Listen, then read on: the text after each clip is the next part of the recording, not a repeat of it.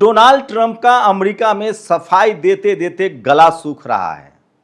Donald Trump से पूछा जा रहा है कि आपने तो ईरान जीतने के लिए हमला किया था, ये समझौता कैसे करना पड़ा?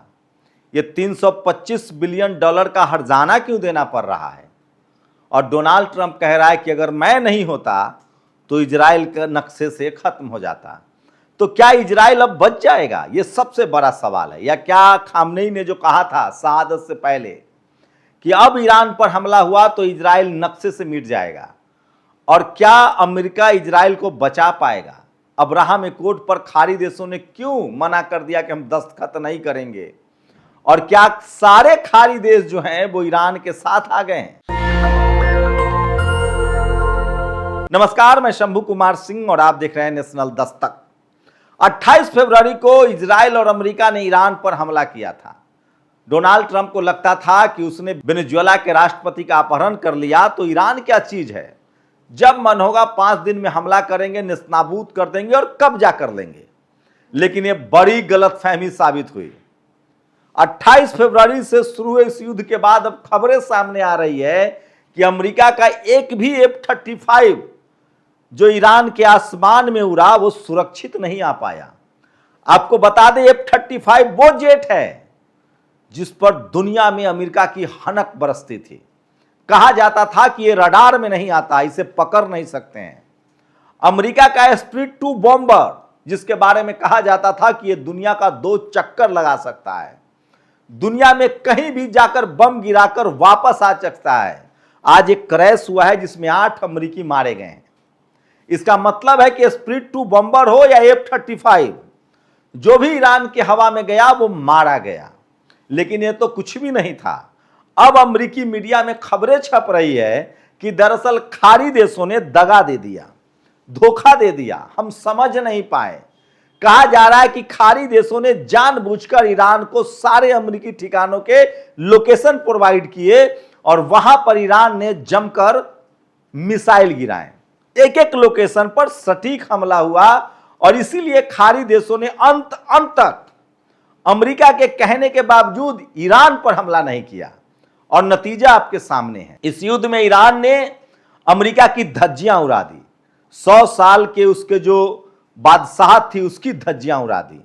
अमेरिका को जो गुमान था अपने जेट पर उसकी धज्जियां उड़ा दी। लेकिन सिर्फ हवा में ही अमेरिका को नहीं मारा, पानी में तो और बुरा हाल कर दिया। सबसे बड़ा होर्मुज स्ट्रीट के आसपास अमेरिका ने क्या नहीं किया, अपने सारे बड़े विशाल युद्धपोत को उतारा, जेराल्ड को उतारा, फोर्ड को उतारा, अब्राहम लिंकन को उतारा। नतीजा क्या हुआ? कहा जा रहा है कि ये सारे के सारे बड़े युद्धपोत घायल हो गए और मरम्मती मांग रहे हैं, और जितने छोटे युद्धपोत थे उसमें से 16 डुबा दिए गए। ये अमेरिका की दुर्दशा हुई है। उससे भी बड़ा नुकसान, अब पूरी दुनिया में अमेरिका के हथियारों का कोई खरीदार नहीं है। G7 में ट्रंप को कोई सीरियस नहीं ले रहा है। सोचिए, यह स्थिति हो गई है अमेरिका की। मैंकरा ने तो पहले ही कह दिया था कि यह बदतमीज आदमी है ट्रंप, इससे क्या बात करना, क्योंकि मैंकरा की पत्नी पर ट्रंप ने मजाक किया था। मेलोनी, इटली की प्रधानमंत्री, ने कहा कि मिस्टर ट्रंप पहले ईरान से निपटो फिर हमसे बात करना। तो सोचिए, अमेरिका के साथ यूरोप ने छोड़ दिया, खाड़ी देशों ने छोड़ दिया, और सबसे बड़ा नुकसान पेट्रो डॉलर कारोबार। अमेरिका घुटने पर है, उसकी अर्थव्यवस्था चौपट हो रही थी और 2 महीने का और तेल और गैस का उसके पास भंडार था। अगर होर्मुज 2 महीने और ना खुले तो अमेरिका के लोग सड़क पर आ जाएंगे। बस यही डर था डोनाल्ड ट्रंप का, और उसने आनन फानन में यह समझौता किया जो इतना अमेरिका के लिए शर्मनाक है, जितना फर्स्ट वर्ल्ड वॉर में इसी तरह से जर्मनी के साथ समझौता हुआ था। और उसी समझौते का फायदा उठाकर हिटलर सत्ता में आया था और कहा था कि हम जर्मनी को फिर से महान बनाएंगे, और दुनिया को उसने दूसरे विश्व युद्ध में धकेल दिया था।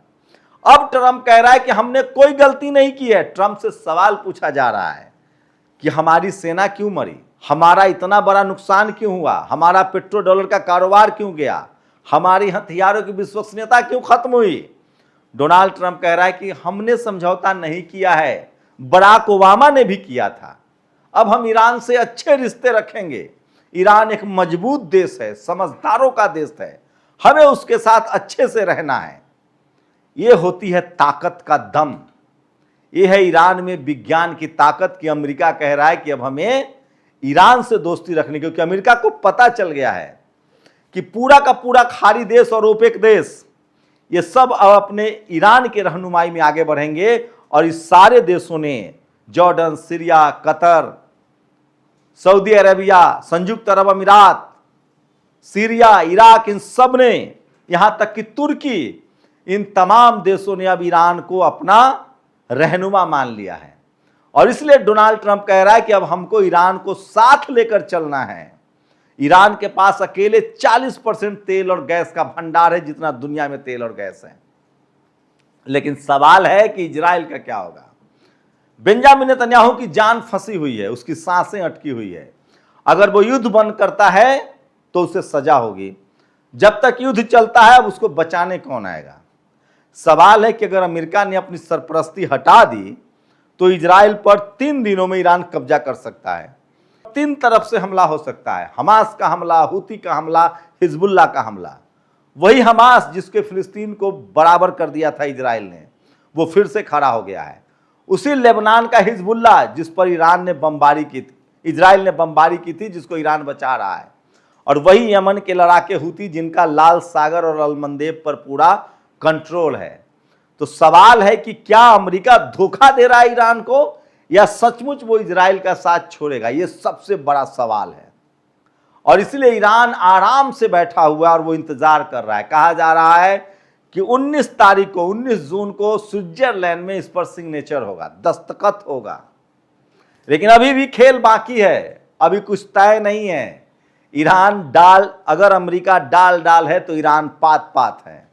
ईरान कह रहा है कि पहले अमेरिका अपनी नाकाबंदी खत्म करे, अमेरिका पहले गल्फ सागर से, अरब सागर से, पर्शियन से या ओमान की खाड़ी से अपनी सेना हटाए और खासकर खाड़ी देशों में सारे अड्डे खाली करे, तब हम होर्मुज खोलेंगे।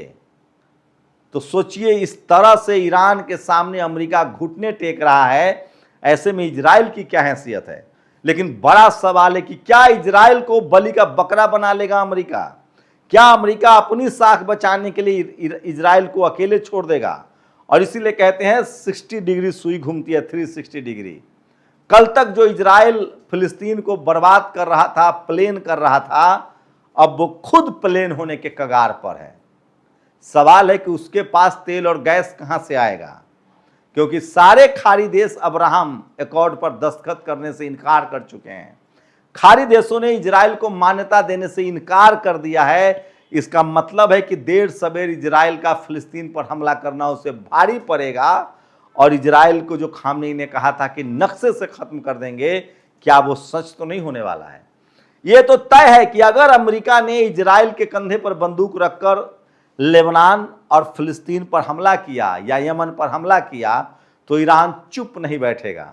क्योंकि ईरान के पास जब अमेरिका से लड़ने का हथियार है तो फिर इजराइल किस खेत की मूली है।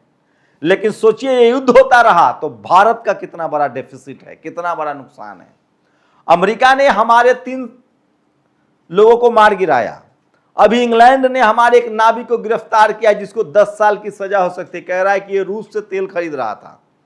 मतलब भारत, रूस और चीन ईरान से तेल नहीं खरीद सकता है। हम तेल खरीदेंगे तो इसके लिए हमें अमेरिका और इंग्लैंड से परमिशन चाहिए। सोचिए, इस तरह के हालात हैं। और युद्ध जितना लंबा चलेगा हमारी मुश्किलें बढ़ेंगी। आखिर हमें क्या जरूरत थी इजराइल जाकर फादरलैंड और मदरलैंड करने का। भारत हमेशा से अरब देशों के साथ रहा है। हमारी विदेश नीति न चीन परस्त थी न अमेरिका परस्त थी। हम रूस के साथ थे और नैम, नॉन एलायड मूवमेंट चलाते थे। दुनिया के तमाम 150 देश हमारे साथ खड़ा होता था और हम उसकी लीडरशिप लेते थे। सारे के सारे खाड़ी देश के साथ हमारे रिश्ते थे। खाड़ी देश हमसे सब्जी पानी से लेकर दाल चावल तक लेते थे, बदले में हमें तेल देते थे। ईरान ने तो हमें चाबहार बंदरगाह दे दिया था। ईरान से हम सस्ता तेल लेते थे, बदले में मखान और चावल देते थे। ऐसे में सवाल है कि क्या बड़ी चूक हुई है भारत से। और क्या अमेरिका ने पूरी तरह से भारत की अर्थव्यवस्था को चौपट करने का ठान लिया है? क्योंकि अमेरिका नहीं चाहता है कि दुनिया में कोई और चीन पैदा हो, कोई और चीन खड़ा हो, कोई और रूस खड़ा हो। तो सोचिए, क्या भारत की विदेश नीति कहीं ना कहीं कॉम्प्रोमाइज्ड है? क्या हमने गलत फैसले किए हैं? आज न हम यूरोप के साथ हैं, अमेरिका किसी का सगा नहीं है। सबको पता है कि अमेरिका ने हमेशा पाकिस्तान का साथ दिया है। तो क्या हम अपने सबसे विश्वसनीय दोस्त रूस को खो चुके हैं? यह बड़ा सवाल है। और इजराइल से हमारा क्या बना? जो अमेरिका ईरान से नहीं जीत सकता है, वो हमारी क्या मदद करेगा? ये सबसे बड़ा सवाल है। आप लोग अपनी प्रतिक्रिया जरूर दीजिए। क्या कोई बड़ी चूक हुई है? शुक्रिया। नेशनल दस्तक की आपसे गुजारिश है कि अगर इसको बचाना चाहते हैं तो नेशनल दस्तक को सब्सक्राइब करने के लिए रेड कलर के सब्सक्राइब बटन को दबाएं, फिर बेल आइकन की घंटी दबाएं। नेशनल दस्तक को बचाने के लिए बहुत जरूरी है कि हर खबर को शेयर करें, लाइक करें, कमेंट जरूर करें।